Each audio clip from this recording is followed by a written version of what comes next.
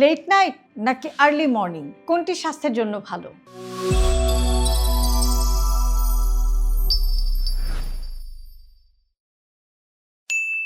আপনি কি রাত 2টা পর্যন্ত জেগে কাজ করেন নাকি ভোর 5টায় উঠে দিন শুরু করেন? অনেকে বলেন আমি নাইট আউল, আবার কেউ বলেন ভোরের সময়টাই সবচেয়ে বেশি প্রোডাক্টিভ। আসলে বিজ্ঞান কি বলে চলুন জেনে নেওয়া যাক।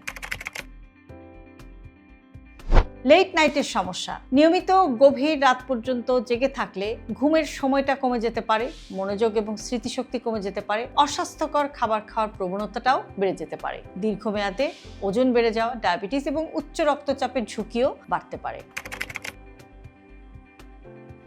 অন্যদিকে আর্লি মর্নিং এর উপকারিতা কি?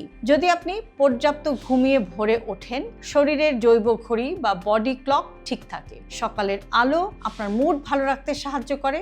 ব্যায়াম বা হাঁটার জন্য পর্যাপ্ত সময় পাওয়া যায়। দিনটি আরও পরিকল্পিতভাবে শুরু করা আপনার জন্য সহজ হয়ে যায়।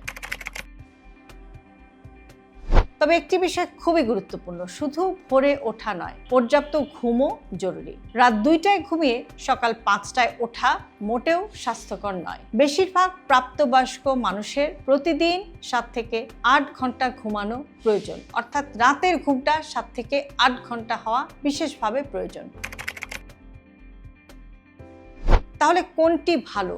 যদি তুলনা করতেই হয়, পর্যাপ্ত ঘুমের পর ভোরে ওঠা সাধারণত রাত জেগে থাকার চেয়ে বেশি স্বাস্থ্যকর। তবে আপনার কাজের ধরন যদি রাতের হয়, তাহলে সবচেয়ে গুরুত্বপূর্ণ বিষয় হলো প্রতিদিন নিয়মিত পর্যাপ্ত এবং মানসম্মত ঘুম নিশ্চিত করা। সহজ করে বললে, সফল মানুষ হওয়ার জন্য ভোরে উঠতেই হবে এমন কোনো নিয়ম নেই, কিন্তু সুস্থ থাকতে হলে নিয়মিত পর্যাপ্ত এবং ভালো মানের ঘুমের কোনো বিকল্প নেই। আপনি কোন দলে? লেট নাইট পারসন নাকি আর্লি মর্নিং পারসন? কমেন্টে জানান আর ভিডিওটি শেয়ার করুন, কারণ ভালো ঘুমই ভালো স্বাস্থ্যের সবচেয়ে শক্তিশালী ভিত্তিগুলোর একটি।